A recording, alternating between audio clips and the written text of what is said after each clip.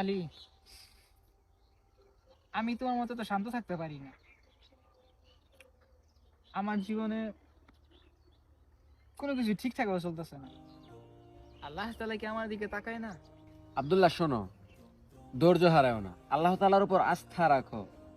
যদি তুমি আল্লাহ তাআলার উপর ধৈর্য ধারণ করো, তাহলে আল্লাহ সুবহানাহু ওয়া তাআলা তোমার পরীক্ষার সময় তোমার উপর রহমত এবং সফলতা নাজিল করবেন।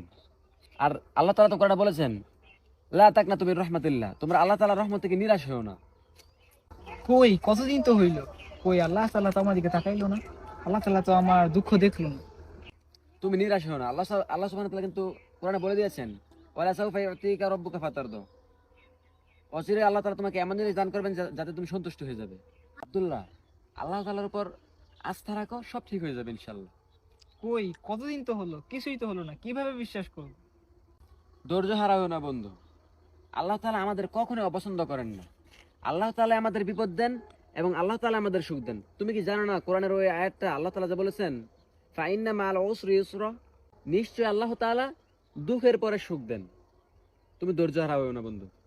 আচ্ছা চল, আমরা এই বিষয়টা নিয়ে ইমাম সাহেবের সাথে কথা বলি, তাহলে তুই বিষয়টা আর স্পষ্টভাবে বুঝতে পারবি। ইমাম সাহেবকে এখন কোথায় পাওয়া যাবে? আসর নামাজ তো অনেকক্ষণ আগে শেষ হয়ে গেছে, এখন তো মনে হয় মসজিদে পাবো না। ইমাম সাহেব হয়তো এখন বিলের মধ্যে প্রাকৃতিক সৌন্দর্য দেখতে গেছে। চল আমরা বিলে যাই। আচ্ছা ঠিক আছে, তাহলে চল।